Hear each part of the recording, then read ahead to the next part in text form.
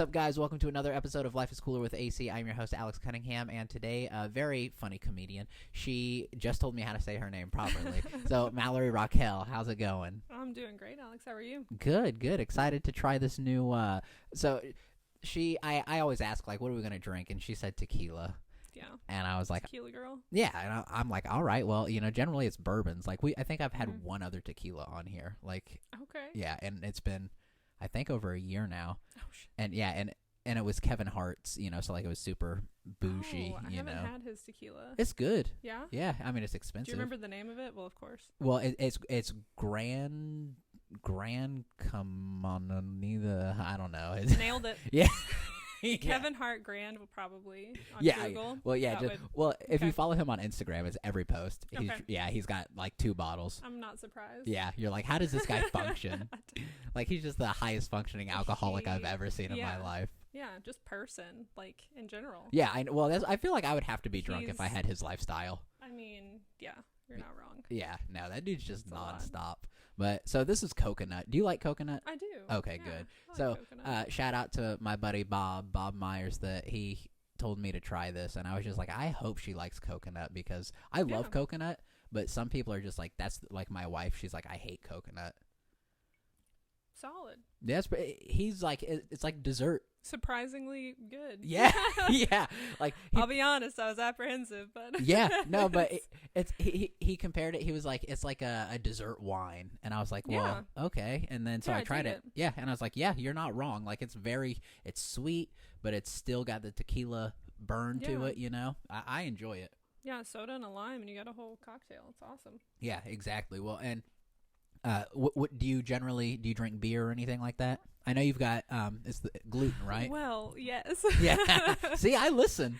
I appreciate that. No, I was diagnosed with Graves' disease, and I haven't formally been diagnosed with celiacs because the test is super expensive. And my doctor was like, "Yo, if you think gluten's fucking you up, stop doing it." They didn't say it verbatim, right. But yeah, they were like, just don't eat it. Yeah. I haven't been eating it it's been almost 6 months now, yeah. I think. And I cut it out of my life, and I'm doing better. Well, that's good. See, like, that's what's so tough because my wife's grandpa, actually, he does have celiac. Mm-hmm. So I'm very versed in it because I'll always be like, hey, Frank, you want some of this? Can't. Hey, you want some of that? Can't. Okay, well, I'm just going to stop asking everything about.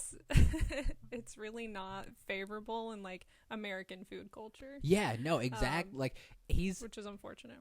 Yeah, no, I can imagine. Like, we've been over there, and it's like, what are we having for dinner, at her grandparents' house? And it's like, we're going to have pizza, but it's, cauliflower based. Yeah, and he's like, I hate this. Every bit of it. Yeah, some of the substitutes are like, they're pretty good, but honestly, like, just not having bread is okay. Yeah. Like, Yeah, well, so I've got Crohn's disease, and it's similar, but the difference is, like, so what happens in your body? Do you because he breaks out in like hives and stuff like that. Is it similar to? Yeah, I get like a really cute rash on my arms. Yeah. I'll get a fever. Okay, those are fun. There's some stuff going on intestinally that's not ideal in public forums. So it's uncomfortable, I guess. Right. In general. But so is it bad enough to where you're like, wow, it's, middle of January, it's cold out, I'm going to get a fever, like, let's just do a little bread tonight. let's just get crazy and have a sub. Exactly. Turn the heat down and let's relax a little. I honestly, I'm a little intimidated by gluten now. Like, I haven't had it in such a long time, and I'm like, I'm doing so much better. Like, my blood work's improving for my thyroid disease, and I'm just like, well, like, maybe let's just do it 1 year, and then maybe, like, on my anniversary, I'll have, like, a donut and see what happens. See, that's smart, because, like, with my Crohn's disease, I know the things that bother me, and I'm like, those are my favorite things, so, like, we're all gonna die. I mean, touche. Yeah, like... my wife just told me the other day because I love spicy food and jalapenos tear me up, and I asked her to. Yeah, it's horrible. Like, I mean, I don't know, again, I don't know exactly what you deal with, but on my good days, I use the bathroom I don't know, roughly 3 times, and then on a bad day, it can be closer to 10. Yeah. So my wife was like, maybe don't eat these things. And I'm like, I really don't care about my gut health too much. And she's like, but I do. Yeah. And it's like, yeah, then she's the one also that has to like pamper to me whenever I'm like, I just don't feel good. Yeah. Me and my husband, it sounds like similar roles that you play. But I'm the one with the disease. Right. Yeah. He still wants like McDonald's and stuff sometimes. And I'm just like, bro, like, so bad for you. Yeah, I know. Well, and that's what's so hard because like even if you do it like bunless, it's like it's still bad. It's so bad. Yeah, like it's no better because like we'll do that, you know, like coming home from shows and stuff. That's kind of like our post show meal because it's usually somewhere around like midnight, you know, and it's like, all right, well we'll just run through McDonald's. We'll get 2 McDoubles with no bun, you know, no pickle either because you know, not allergic, just hate them. Yeah, I hate pickles.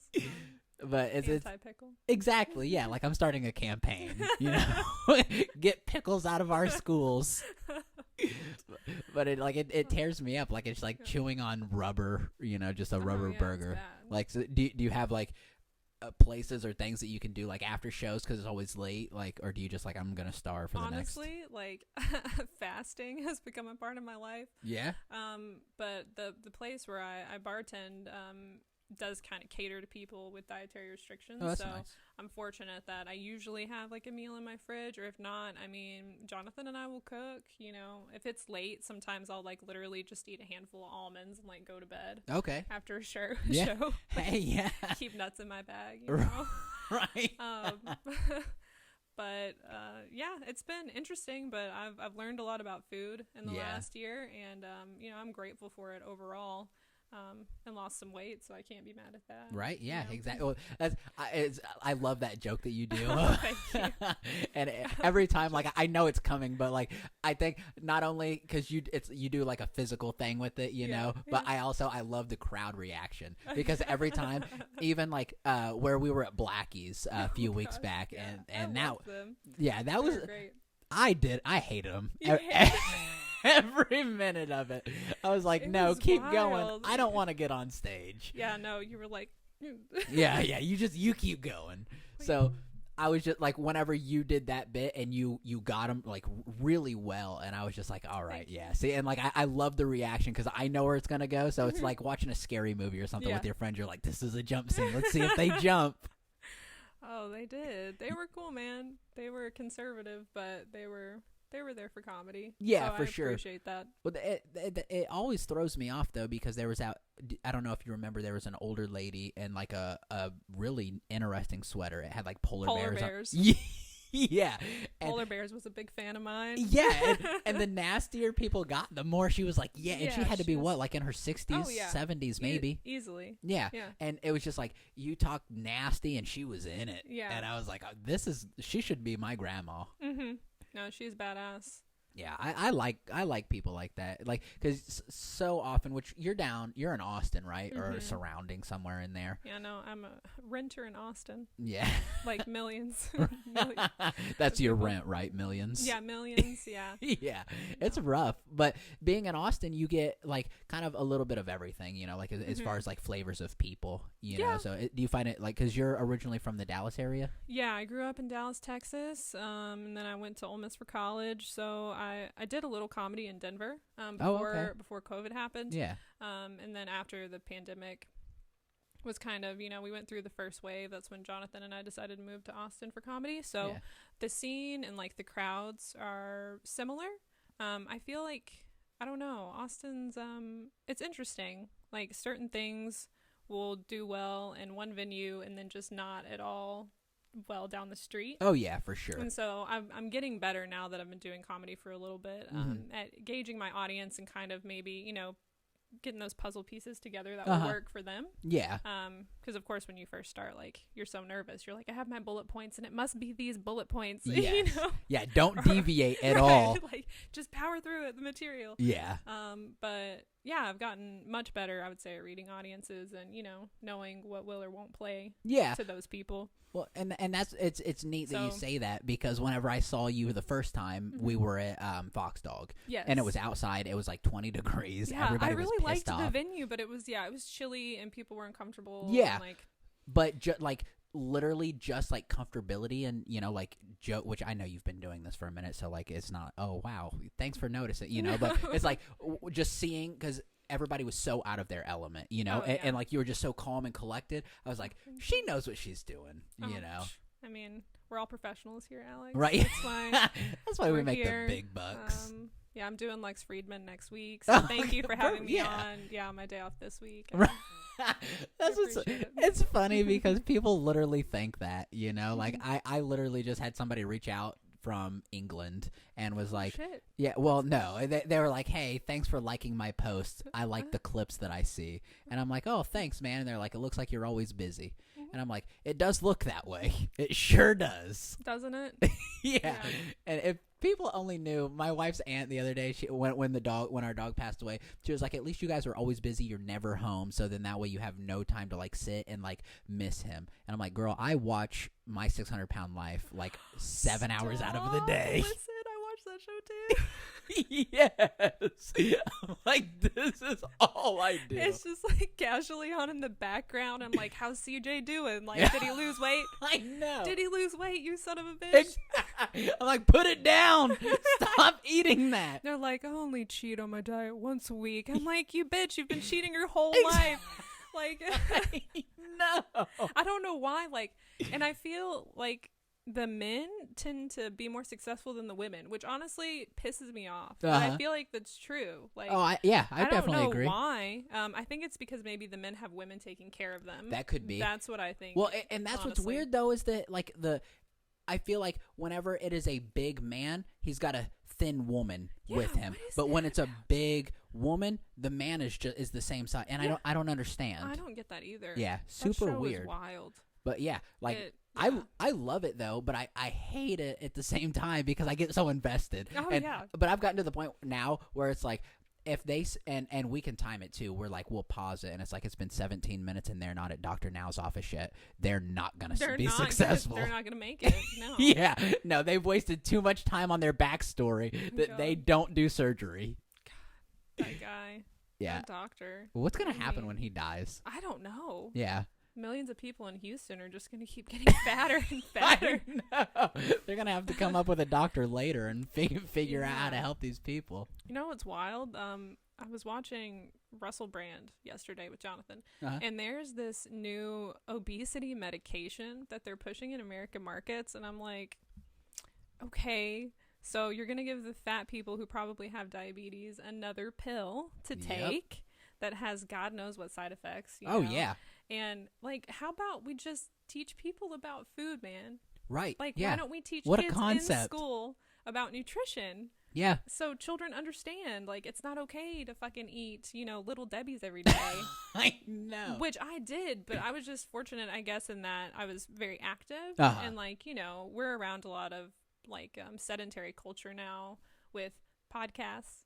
And, you know, video games and things that you can just access the world from your home. Yeah. And so kids aren't as motivated to get out. Like, when I was a kid, if you ate 200 grams of sugar, you're going to go run around. Yeah, you're going to be on your bicycle just pumping it out. Yeah, just fucking jacked. Yeah, exactly. You know? But now it's like, it's just such an anomaly. Like, I don't understand. It's so bizarre. Yeah. Like, and I don't understand, like, what is the quality of life, though, for these kids? Because we were just outside because it's beautiful weather right now. Yeah. And yesterday we were outside. We were playing with the dog. We took the dog for a walk, and we're runners. We ran yesterday. I think it was just about peak, you know, like temperature. So we were like, okay, this is perfect timing. It was windy, but whatever. So we were like, this is nice, but we used to do this when we were kids too, you know. We would get on our bicycles, we would go, you know, play basketball and football and just be heathens in the neighborhood. Sure. Kids don't do that anymore. They just sit on their phone. So like, is their quality of life as good as what we had it, you know? Like, and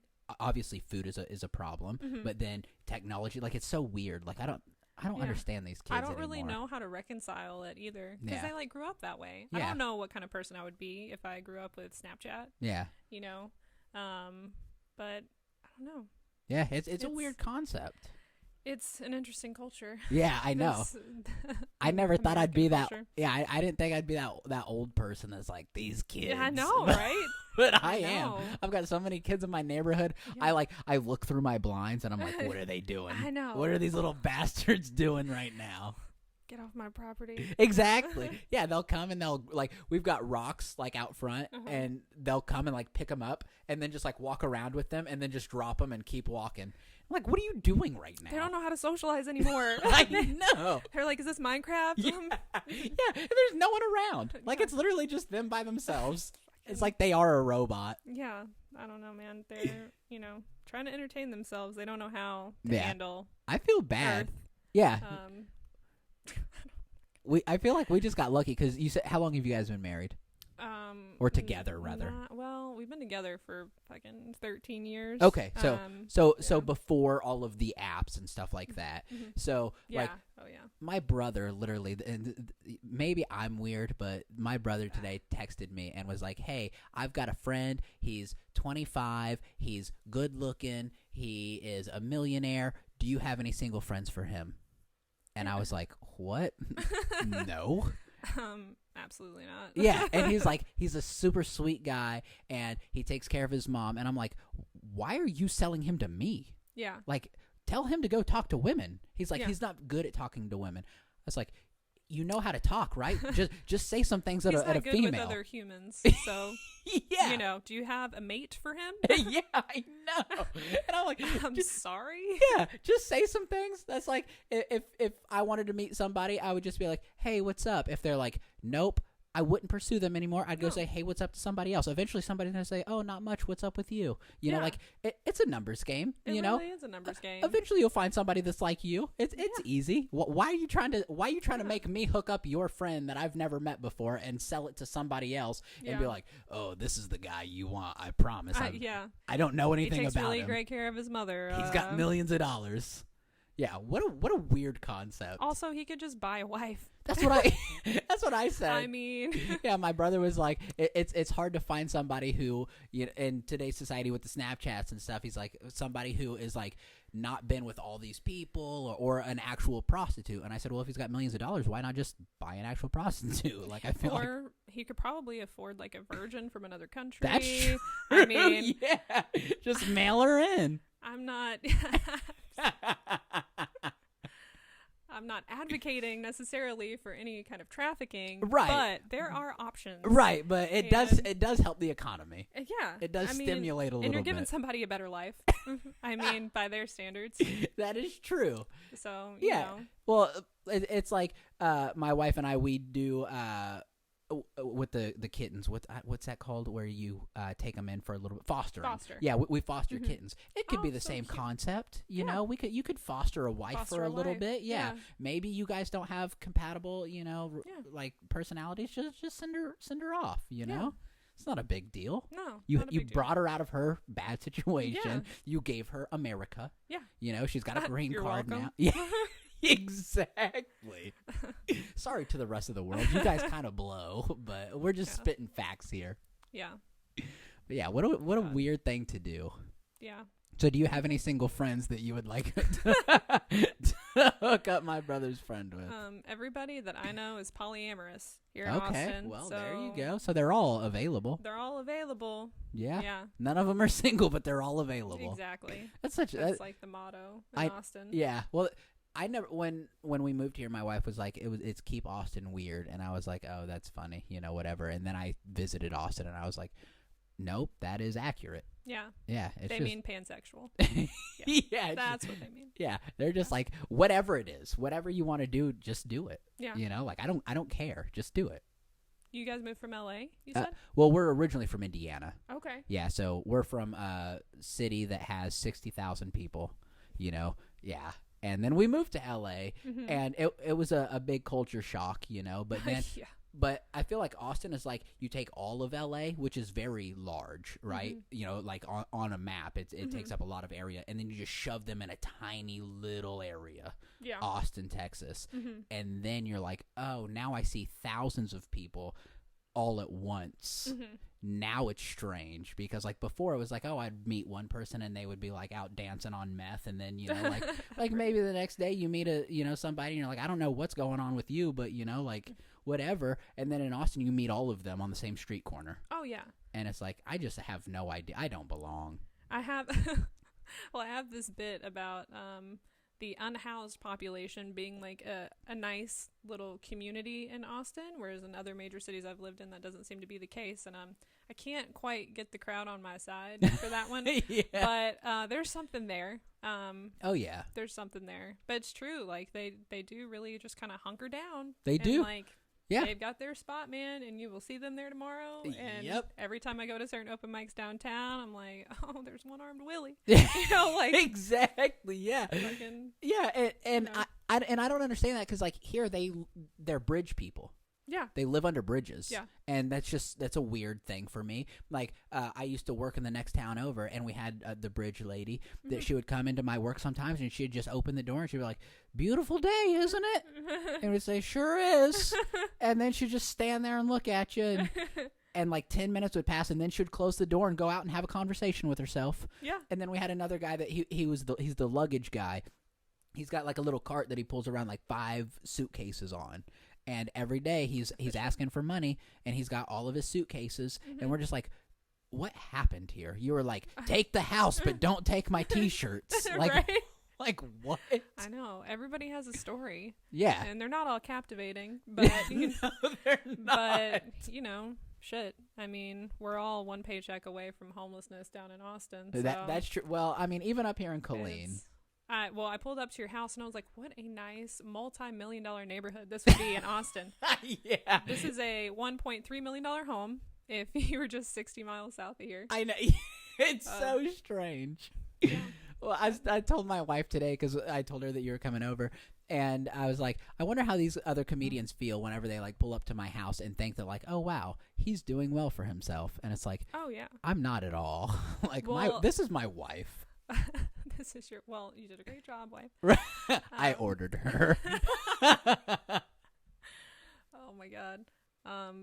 Yeah, so I really admire you for giving up normal life for comedy. Yeah. I mean, I want to do that desperately and find myself at odds with like sacrificing your income for your dreams, and my income's not even that good. Okay? Well, I love the fact that you say sacrifice. I was fired. Let's go.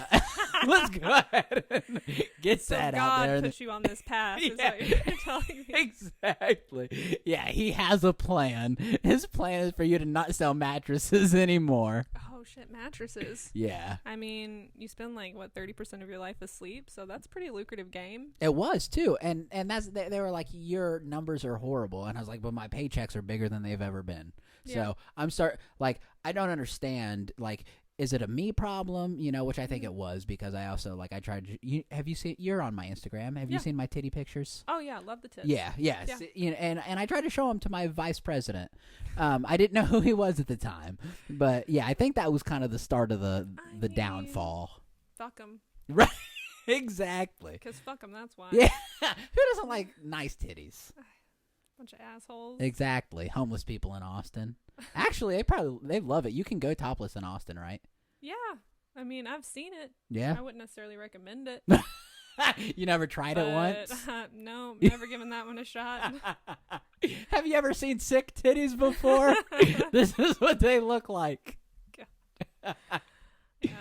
I feel like there was somebody, and you might know Elizabeth Wheat.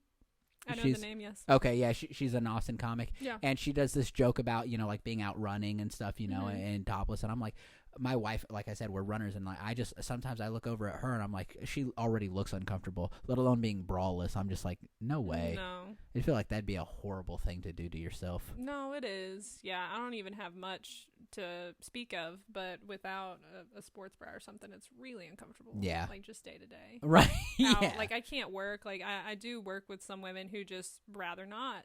They just, and you're like, all right, that's cool. But like it's awkward. Right. And it's awkward for everybody else too. Yeah. Like, I don't know. Yeah, and I feel like if I'm out running, well, like I used to do this bit about, because when we were in LA, like it's all fucking city, you know, so like you're passing people all the time, and I used to always run without my shirt on so I could get my tan on, and I would sometimes have women like stare down at my package, and I'm like, okay, cool, this is great. Yeah, check and it then out. Then I realized that like when I peed before, because I always pee before I run, and when I shook it, I pissed all over myself. Classic. Yeah, and like running shorts, they dry quicker, but like they turn this like, because the material gets really dark, like it, so you can see the sweat, you know? So I was like, then I realized that that's what they were looking at, and it's distracting. So imagine like trying to run, and like my wife is clumsy already, so I can only imagine she'd be running and see some titties and she look over and just be like, she fall, trip, you know? I just feel like that would be very distracting while you're running. Yeah, 100%. Very distracting. I'm not much of a runner myself, but good for you. It's good for you. She said, can we just stop talking about running actually at this point? My knees are terrible. Are They're they? just really bad. Yeah. I grew up dancing, and okay. And they are just shot to hell. Yeah. Like, I need new knees, and I am 30. Well, so. you know, maybe if you started running topless and just, and just be like, would you like to donate to my donation. knees? Yeah, exactly. You want this to keep moving? Yeah. Like, yep. You gotta pay for it. Yeah. Yeah, and I'm not talking about up here. I'm talking about right down here. Yeah, dude, they hurt. Jonathan, my husband, actually has some pretty bad knee issues from a sledding incident from a few years back when we were in California visiting his brother. And, you know, he just, he was a little too ambitious, kind of like Johnny Knoxville at the top of a hill, and just really went for it and fucked his knee up, dude. Like, you need surgery now. It's fine. Yeah. You know? That'd be a hard story to tell. You're like, oh, yeah, I got bad knees. Oh, what happened? You know, like, we're military. Did you jump out of airplanes? No, I went sledding once. I went sledding once. Yeah. Just the one time? That's all it Just the took. one time. And destroyed him. Did he hit a tree? No, not even. It just, like, I think there was a rock underneath, like, a thin layer of snow that, like, clipped his, like, right at the patella. And so he, like, rolled down the rest of the way and then, like, went to stand up. And then he was like, oh, fuck. And then, like, limped a little bit. And now he just, like, deals with it. Now it's just done. Yeah. I mean, we're smokers. So, you know, that helps with the pain. And he's at home. But who can afford to go to the doctor in America? Am I right? Right. Especially in Austin. Oh, no. Yeah. Cigarettes are so much cheaper. Yeah. And weed is also. Okay. I thought you were saying cigarettes. See, I don't smoke anything. Oh, good so, for you. Yeah, so, I mean, I have cigars from time to time. Okay. But yeah, so anytime somebody says smoker, I think about, you know, like the 90s where it was just like fucking cigarettes all the time. Yeah, no. I'm very anti-nicotine, very pro Jesus plant. Okay, which well, is how I like to think there you of it. go. Yeah. Well, see, if a woman doesn't have my voice by the time that they're 25, then there's a problem. Like you should have signs that you've been smoking for the last 45 years at 25. Yeah. When I was in Denver, we were coughers. For sure. But so you started your comedy journey in Indiana? Or LA? You moved to LA for the comedy? Yeah, so like kind of I started in Indiana one time and then like didn't do it at all for like 4 years, and then I actually got into it in California. Cool. What was that like, breaking into the scene in LA? I mean, I'm kind of jealous. Like, it's my dream to be at the Comedy Store and like. Oh yeah, same. Never. I know. Yeah, I never was. So if that's what you're looking for, I have no idea. No, like honestly, it's like a cattle call. Like, are you if you're into acting or anything? Like, it's like you literally stand in a line and just wait and hope that you get picked. That sucks, butthole. Yeah. Yeah, like I got lucky that I went to Flappers Comedy Club in Burbank, which is where we lived, and I just shot them an email and was like, hey, can I be on a show? And they're like, let's do it. And then so I started doing monthly shows there. Right. But outside of that, I did just open mics, you know, like Fourth Wall and, you know, just random stuff like that. But the clubs are just their what do you call it? Raffle, right? So you put your name in and they'll just pick randomly, and you might stand there waiting for 45 minutes to, I don't know, maybe 2 hours just to see. But that sucks. Yeah. When I was a kid, I tried out for a couple of America's Got Talent, Most Talented Child, or whatever the fuck, because I did Irish step dancing, and those were just brutal days, like 10-hour days. And you wake up at 6 and you get there and you sign in and you're like, oh, there are 3,000 people before me. That's awesome. Yeah. And then you go in with these shoes that make noise to dance on carpet, and you're like, well, this isn't at all what I had planned. But yeah, that style of, I guess I should count myself lucky to be in Austin, where I can just like go up anywhere. You know? Yeah. At the Creek and the Cave from time to time and places like that. Yeah, and it is totally different. Which, I mean, have you ever done like the Central Texas scene at all? Not really. I mean, honestly, you've given me like my greatest outside of Austin exposure, I would say. Okay. Like I've done a couple of things in San Antonio, but most of it has just been in Austin. Okay. So Austin is totally different from, you know, like our scene here, because Austin is like, there's so many mics everywhere. So people show up, they go up, they do their 3 minutes, and then they go somewhere else. So if you're at the back of the line, then they don't stick around and listen to you. Nobody cares. They're worried about themselves. Yeah, I do hate that. Like, I don't do multiple mics a night usually, but part of the reason is because when I go to a mic, I feel like you should stay. Right. And I know some people are like busy and they've booked things and they need somewhere to go. But you know, just out of respect for all the other comedians there, if you don't have somewhere to be, you know, you're a part of this and you want people to be there for you. So I try to stick around whenever I can. And yeah, that's such a good way to look at it, you know, like a good attitude. The only problem is when you're the only one who has that mentality. And I've come to realize, because I'm the same way. Like, I would go to, there used to be a really fun mic in Pflugerville, and I would go to that one all the time, but it was 10-minute sets, and they would not cap it at all. So it would end up being 3, 4, yeah, and it's like, and then I have an hour drive home. Yeah, that's you know? brutal. Yeah, so it just got to the point where I'm like, there's just no way. And then I've been going to, you know, Maggie Mayfield.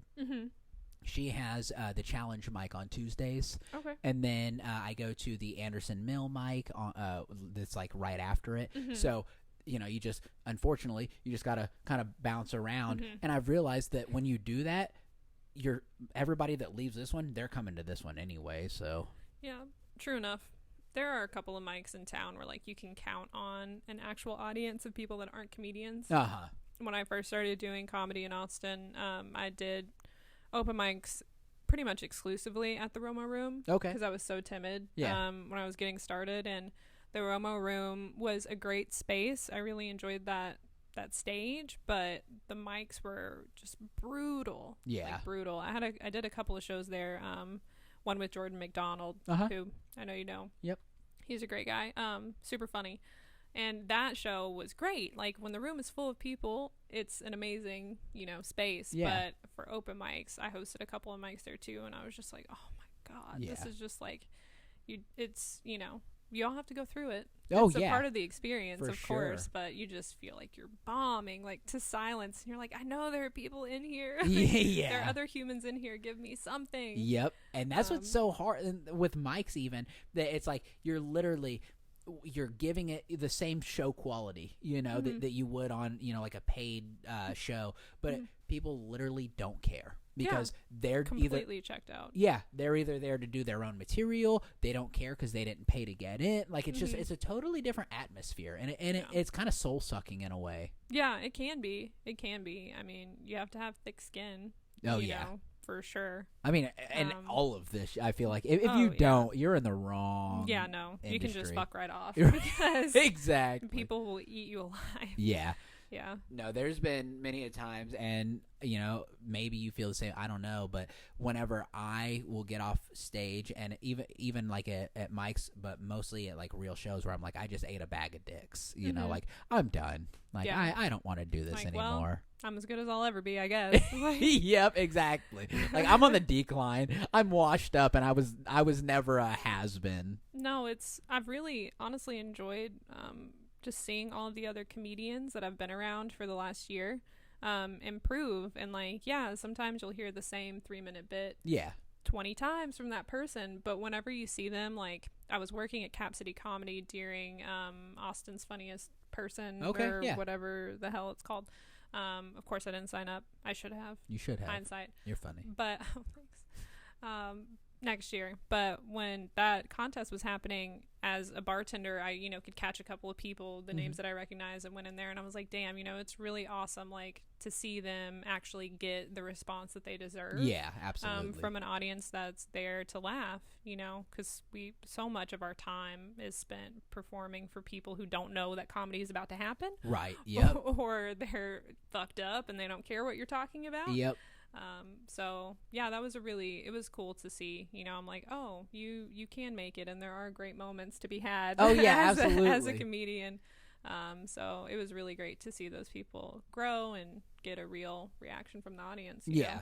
Yep. And it's totally different too, because like I know that there's been times where I have like a really good bit or something that I've been working on, and like I think it's funny, which we all start there, right? Oh yeah, we gotta start there. Yeah, you have to think it's funny before you tell somebody else, because if you don't, then you've already lost. Yeah, in my opinion. Yeah, and no, so it's true. I mean, you can pander, but that's not.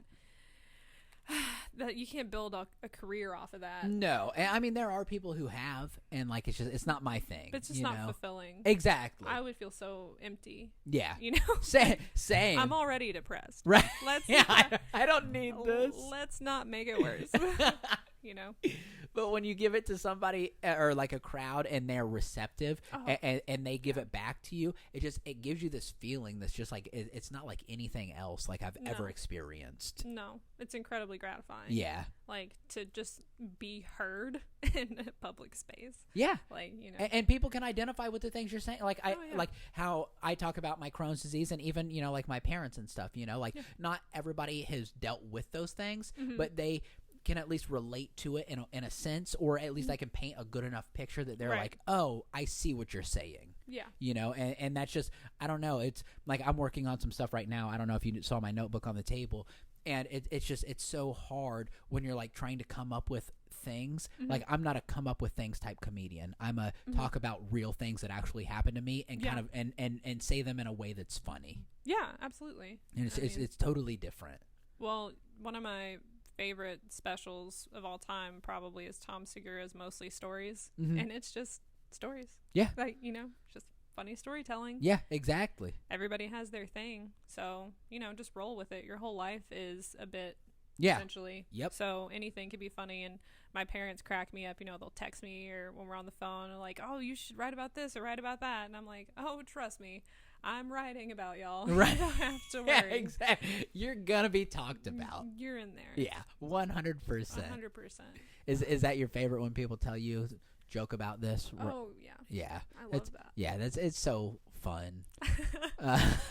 It's always my favorite when people think that they're funny. You know? Oh yeah. And I don't mean like even like a stranger. I mean like somebody that you know well, and they're like, yeah, I've been considering doing stand up, you know, whatever, because like I can usually, you know, like I can make a room laugh, and it's like I've known you your entire life, and I've never laughed one time at anything you've ever fucking said.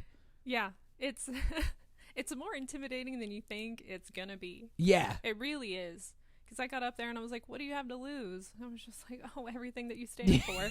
Like, all my dignity. My soul. Yep. You know, because you just really have to put it all out there, and like just you have to have conviction with what you're saying, or at least that's how I feel about my comedy. Yeah. I know my comedy I feel like is a little more can be serious, which feels silly to say out loud.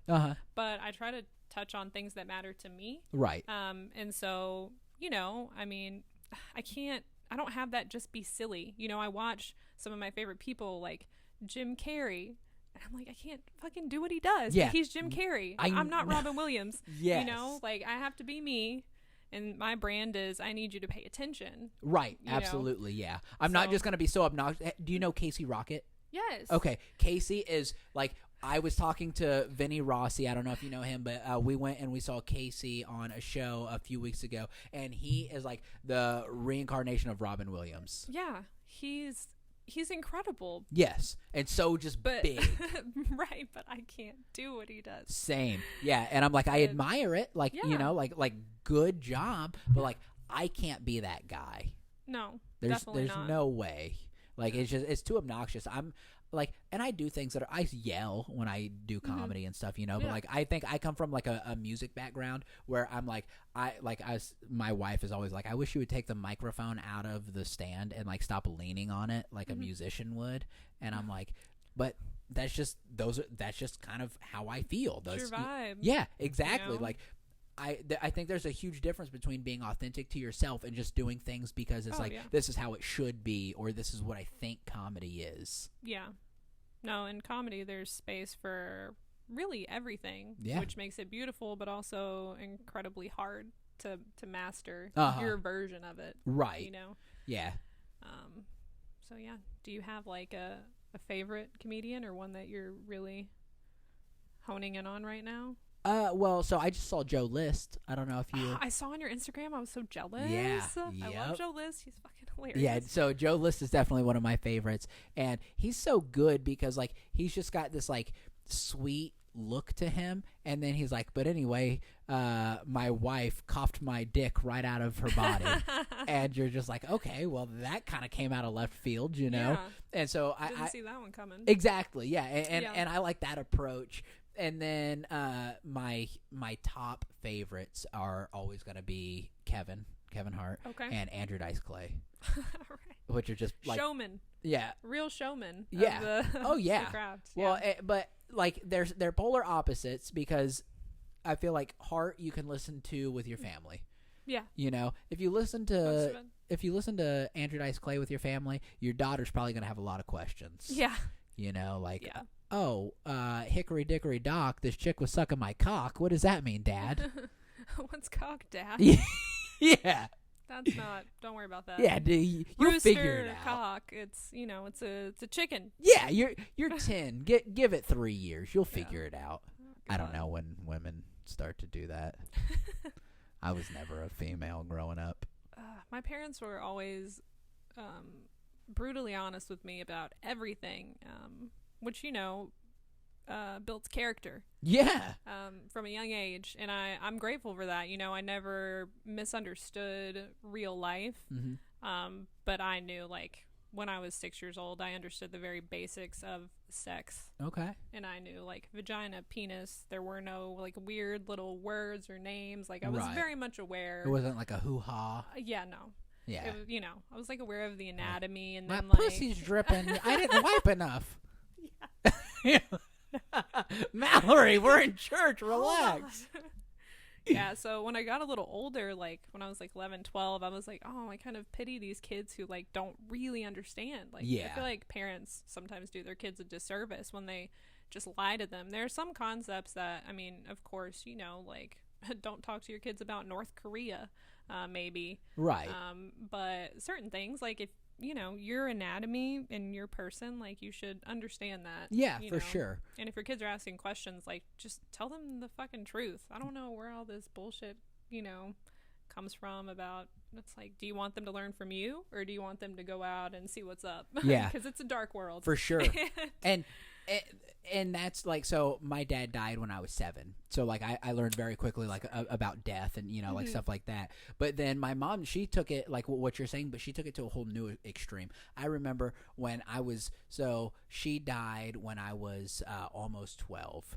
And when by the time that she had died, you should have a special by now, let me just say. Right, I know. But that's I'm just a horrible joke writer. But she used to walk around the house, like she'd get out of the shower and just like walk around the house naked. And she'd be like, okay, I just want you to know what a female's body looks like so you don't have to go find out from someone else. And I'm like, there's a like, I know what it looks like. I don't need to see what my mom's looks like. Yeah, that's interesting. Yeah. You know, like that. It's a little different when it's like, hey, I'm going to tell you about you. Yeah. But then, like, I'm going to show you me. To this day, never seen my dad's dick. Well, that's good. Yeah, never seen it. That's yeah. And I'm okay to go to the grave that way. Okay, yeah. And if you weren't okay, I would be like, that's, you know, like, I know you're from Texas, you know, but like, calm it down. Right. Don't be so proud. That's interesting. Yeah. Yeah. It was what a proud woman. Yeah. Right. Well, yeah. Very strange. R.I.P. Right. I'm so sorry. Yeah. Just unlocked some childhood traumas. It's funny because all my friends are like, you should probably go to therapy. And I'm like, I'm good, dog. Like, what are you talking about? You're like, I have a show on Thursday. Come to that. Yeah, exactly. Excuse me. Like, none of this is bothersome to me. I'm fine. Yeah, it's just the ways of my life. Yeah. You know, totally different. Yeah. Everybody's story is different. Exactly. Some of us know what our mom's titties look like, you know? That's okay. And that's okay. It's okay. People make good money off of that. Yeah, they do. It clearly inspired you because you have your titties on Instagram. Exactly. And, well, I mean, it wasn't my mom's titties that inspired. Let's backtrack. Are you sure? Guys, it was not my mom's titties that inspired Titty Tuesday. Wasn't it though? I mean, I guess, I knew from a young age. Subconsciously. Yeah, I was like, there's just something about I just want my mom's love. Show me your boobies. Like every time I see a pair of tits, I'm like, Mom, I missed you. Just point up to the sky. I know you sent these to me, Mom. Thanks. Oh God. Yeah, no, there's a childhood trauma, and which the closer you get to Austin, I've realized, like everybody has like a trauma, even if their trauma is, like when I went to school, I didn't get first in my class. You know, like everybody's got their thing. Trauma's relative. Yeah, I try to respect everybody and and their struggles. I mean, it's all about how you perceive things. Yep. Absolutely. But whatever's the worst thing to you is the worst thing you've ever dealt with. Yeah. But I look at my situation not as trauma. I'm just like what you said earlier, it's character building. It really is. I don't have trauma. I mean, you wouldn't be here doing comedy, Yeah, without my mom's titties. Yeah. Yeah, like mom's titties, get fired from the mattress store, famous comedian. I mean, it all lines up. If you don't have those things. Yeah. I was on another podcast a few weeks ago. They said I'm funny with another couple comedians, and they were talking about I'm a big Patriots fan, New England Patriots, and they were like, "Oh, Tom Brady kisses his dad," and they're like, "That's kind of weird, right?" And I was like, "But if you've won 7 Super Bowls, like maybe that's the recipe to success." I mean, yeah. Maybe you really can't talk shit about Tom Brady. Yeah, exactly. I mean, he's an incredible specimen. Yeah, and if it takes kissing your dad, then I wish mine was still alive. I'd be kissing the shit out of him. Like, I would make out with my dad right now. Yeah, today. On this couch. With the camera rolling. Yeah. Like, there's... In the name of greatness. Exactly, for the comedy gods. Yeah. It's just a goof. As long as you say it's just a joke. Then we're just joshing. Exactly. Just fucking around. Yeah, we're good. We're good. There's nothing wrong here. Oh, my God. But so we always finish this with just a random question, so then that way we can just kind of see how your brain works. Okay. So we're going to dig in here. All right. So this question is, with the woke movement over the past few years, how do you feel it will affect comedy or comics who use race as a big part of the show? So, that makes me think about this great Neil Brennan bit. Do you like Neil Brennan? I know who he is. Okay. Yeah.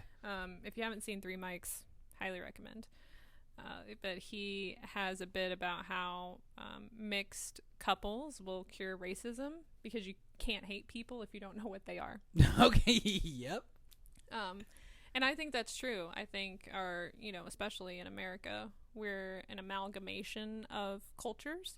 And I think that the comedians who rely on race as kind of a thesis in their comedy are gonna kind of just die off. Okay, like you watch some old comedians and you're like, that wouldn't really play today. And that's one great thing about comedy, is that it really is a sign of the times. Like any comedian that you hear, you could pretty much pinpoint, which decade that they filmed that special. Yep. So, all of my favorite comedians I can think of don't necessarily touch on it, or if they do, it's something more like what Neil Brennan did. Okay. It's like, one love, like we don't, there's enough going on in the fucking world that we don't need to hate each other. For and sure. I certainly, I've never used race.